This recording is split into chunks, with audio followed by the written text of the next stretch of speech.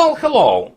That's me again. Today is December the 13th, and it's Tuesday, and boy, do we have things to discuss today. And I will start with the news which broke, quote unquote, yesterday or today, depending on your geographic location.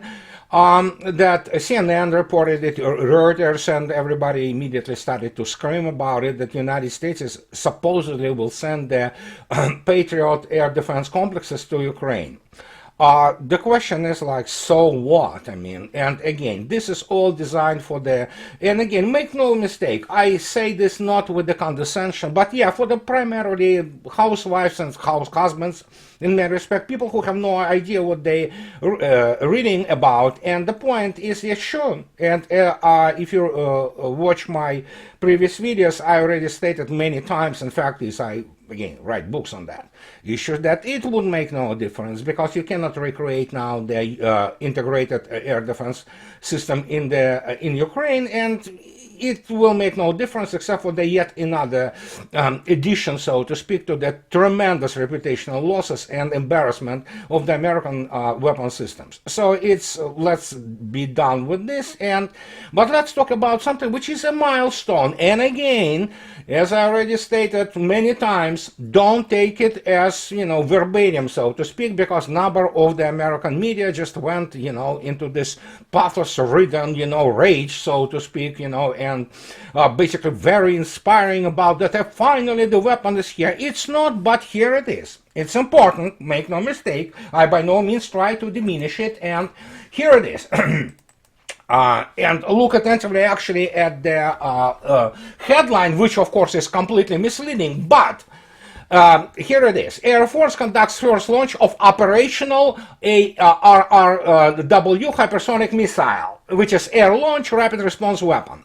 Immediately, this is of course fiction, but there is no doubt that the United States basically reached some kind of the milestone in ability to launch the prototype, and here it is. The US Air Force said it conducted the first test launch of a fully operational prototype of its hypersonic weapon. So yes, let me explain what it is. As you can read and go into the basically annals of my blog and see for yourself what I was talking about for years, that if the United States creates some kind of the hypersonic weapon, the first one most likely will be the one which will be aeroballistic weapon, which is somewhat similar to Russian Kinzhal. Here, as you can see yourself, what it looks like. This is the weapon under the wing of the B-52, and point is, prototype, between the prototype and the weapon, actual weapon, there is a huge distance. So, and at this stage we know that while it is milestone, that it just flew and it's detonated, period. Will it be able to be used on the modern battlefield? No. So it will take a few years now before this thing becomes an actual weapon, which is in the serial production. And of course, the most important part of it, how do you control it? So that is why one of the favorite shticks of all those fanboys from all those national interests, pop mechanics, and 1945, all those military quote-unquote analyst was always that, oh yeah, Russians have this Kinzhal, which only can shoot at the stationary targets, which is complete baloney, because, for starters, the Zircon 3M22, which is already second stage development, and second batch of them are being produced and deployed, are designed for actually shooting and the moving targets, because obviously ships are moving targets, and sometimes they move at a pretty incredible speed, for example, 30 knots. It's a serious thing. So, and the same goes for Kinzhal, and that's the whole point. How do you control it, especially in its plasma cocoon when it flies? So, we don't know this yet, but certainly that's a milestone. At least United States have been able to basically accelerate something to what they say above Mach 5. Well, basically this weapon or prototype is rather inferior compared to Kinzhal, with almost twice smaller range, and we don't know what it is in terms of the Mach speed, possibly 5, 6, 7 Mach. They say they 8. Kinjal flies nowadays newer version to 12, and it's highly maneuverable target. So, but still, make no mistake, I'm not rushing it by no means. It's a milestone, and there was never doubt that at some point of time, United States will reach some kind of the hypersonic weapon. But that's the whole point. And when I state weapon, you have to understand that if you can see this thing, which is Kinjal, and this thing has been in the combat operation since 2017. And it has been already used in combat use in Ukraine, for example, to a devastating effect. And you can see yourself that many people say is kind of sort of Iskander type thing. Well, probably, you know, some Iskander features and some Iskander design features have been employed while designing the Kinjal. But the point is, it's in returning back to this Patriot thing, which is, you know, it's sensational primarily for journalists. The fact is, here it is. This is the thing which you have to keep in mind, and here obviously there, as usual, idiotic headline that Russia puts its F-22 killer S-500 missile defense system into mass production.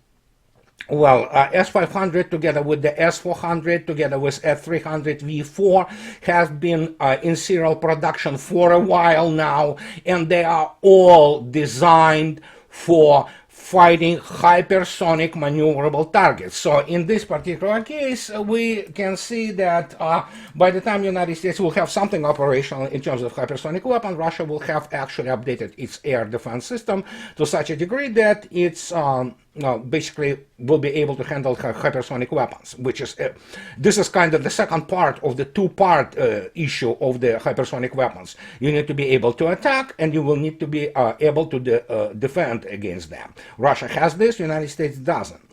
And there is another issue, of course. F-22 is visible pretty much on practically every modern Russian radar, so that this idea about F-22 being super duper pooper stealth, it's just ridiculous. I mean, it's pathetic, but hey, you know what? It takes a lot of effort to basically break this absolute idiotic idea about superiority of Western weapons, while in reality we're talking about absolute fraud, which is happening on the massive scale. And as I already stated, those weapons are created as the very expensive single item things, and because they are very expensive, that's the whole point. And that brings us to other things related to this.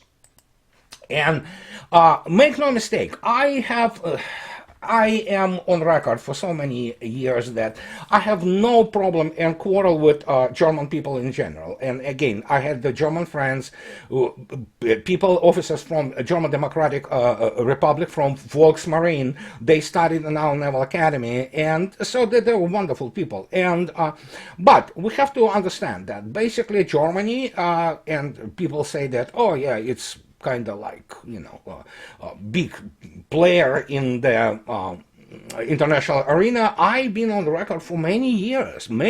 Go back. I love internet. That's why I love it, because it, you know, retains the records. You can go back and check. Oh yeah, he did say that. Oh yeah, he stated and insisted on this issue. I was always on the record for the last at least 5, maybe 7 years that Germany is not that big economically, not to speak about, you know, its geopolitical weight. It's a second-rate geopolitically. It's effectively a lapdog, and the fact is, it's a colony of the United States, as you can see yourself. And here's the proof. For example, here's the delusional guy, and he is delusional. The guy is complete moron. We know that morons run German policy, and here it is.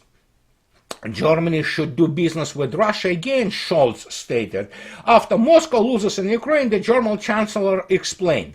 Look at him. The guy is a basically certified imbecile, which is, again, as I stated, you would expect this from these lapdog politicians in Germany, most of whom are controlled by CIA, MI6, and basically Germany is nothing but, you know what, it's a pipsqueak. It's becoming pipsqueak, and it will end up basically, well, it's already pretty much beginning the Weimar Republic. It will get much worse as the years proceed, and the industrialization of Germany is in the full swing. But let me tell you again, here's the guy who thinks that Russia is really needs Germany. He is delusional, obviously, as most Western politicians are, but let me put it this way.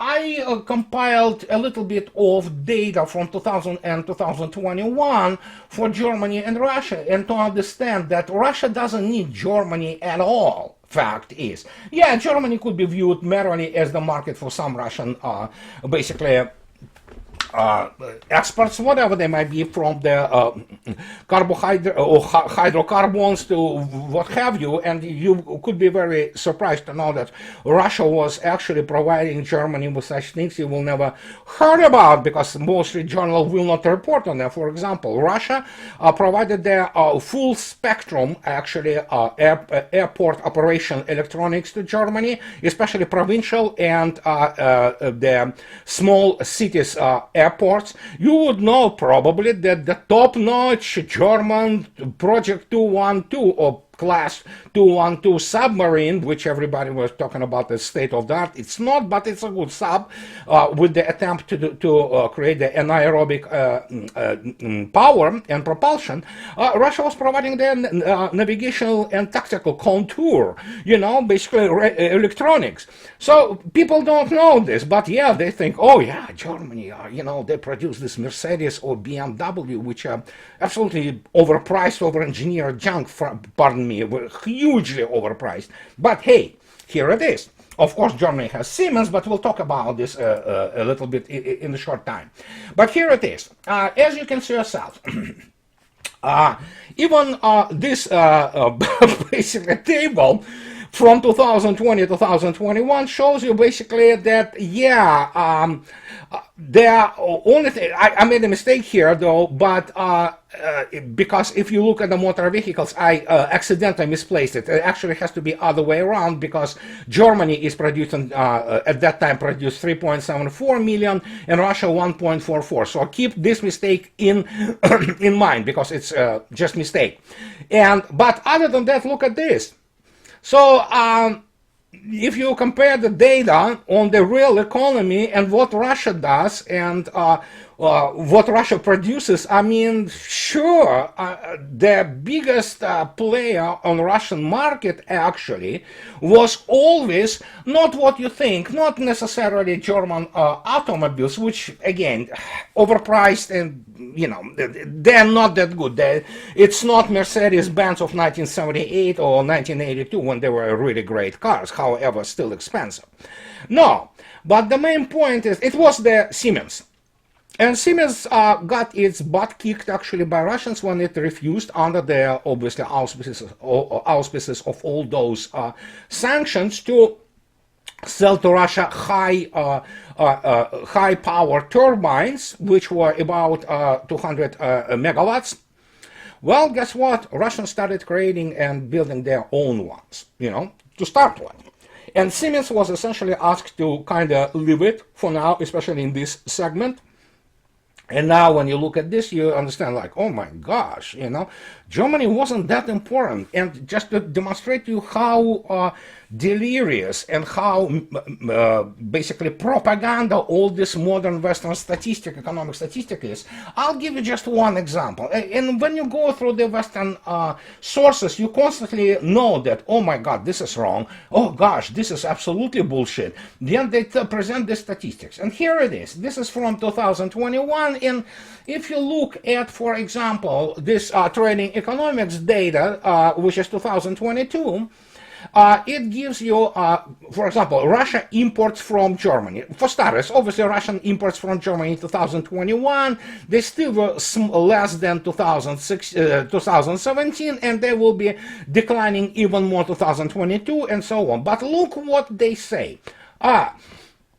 Russia imports from Germany machinery, nuclear reactors, boilers. The immediate question which you have to ask, and I understand those people probably operate on some pre-fabricated or preset types of the definitions, economic definitions in their statistics.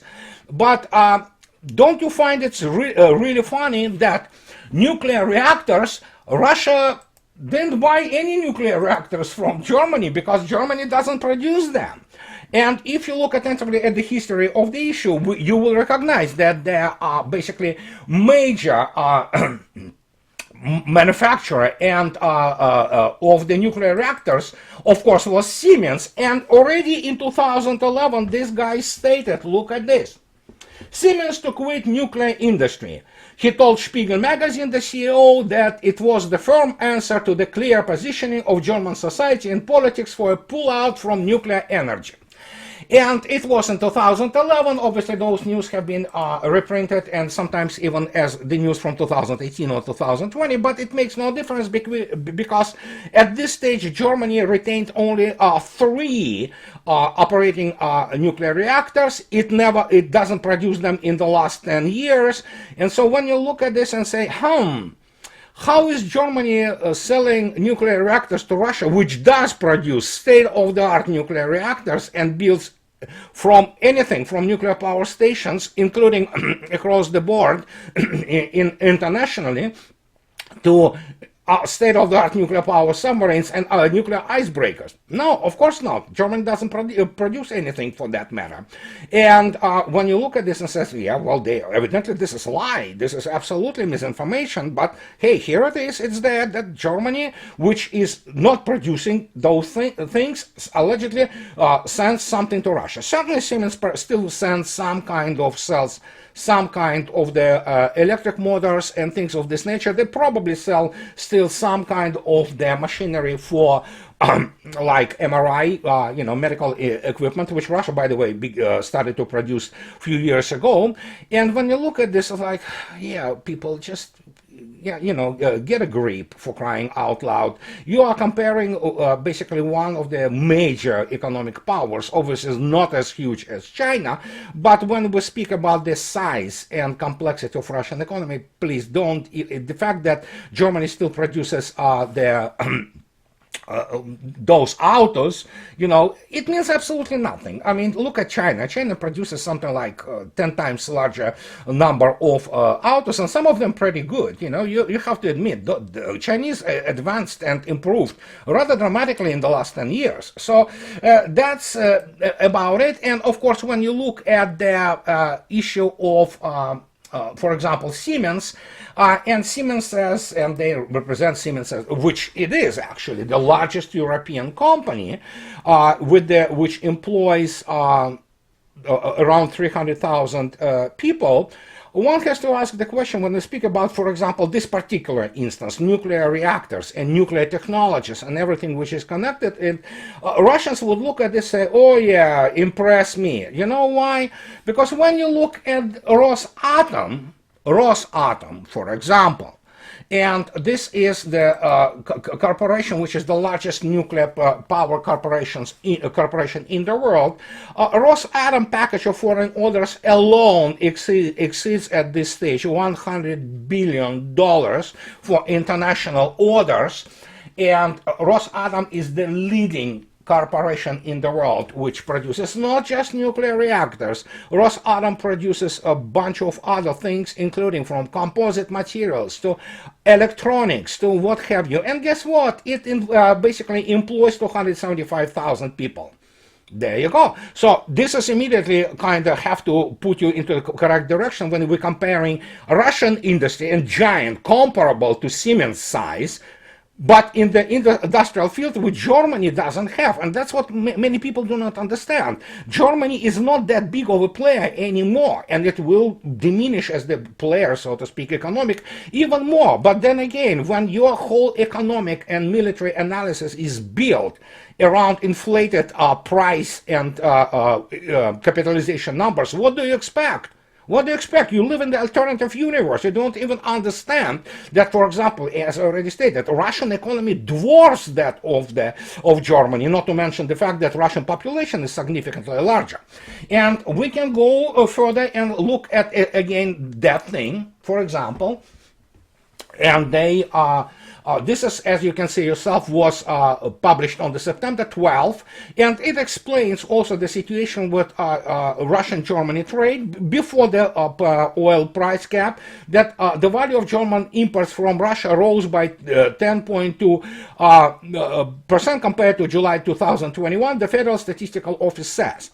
Well, one can obviously explain this by the fact that it was thanks to Germany, by the way, and the bunch of its imbecile politicians, be that the colorless and mediocre Frau Merkel to this imbecile, which is now the chancellor, that, yeah, the prices on the energy rose so significantly that Russia can cut production and still be like awash in cash. But again, you cannot explain this to those people, especially with such intellectual capabilities as Scholz or Annalena Baerbock or whatever the name of this guy, Minister of Economy, with degree in philosophy, that how the world operates. You just cannot explain it to them.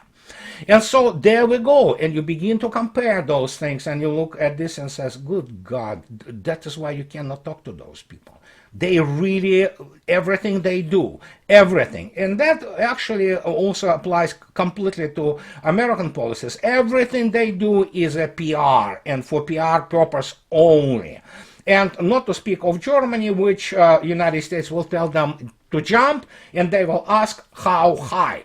And this is what is so important when we speak about the present political situation, and of course about the operational situation on the ground in Ukraine. And yeah, Mr. Scholz is, as he thinks Russia is losing there, of course, having now surrounded pretty much on one side, which is tactical envelopment of Bakhmut, which is absolutely crucial for the transportation, as transportation junction and node for remnants of the VSU. And everybody knows that, yeah, it's just a matter of days, maybe I don't know, week, because Russians do not want to throw basically personnel there for no reason.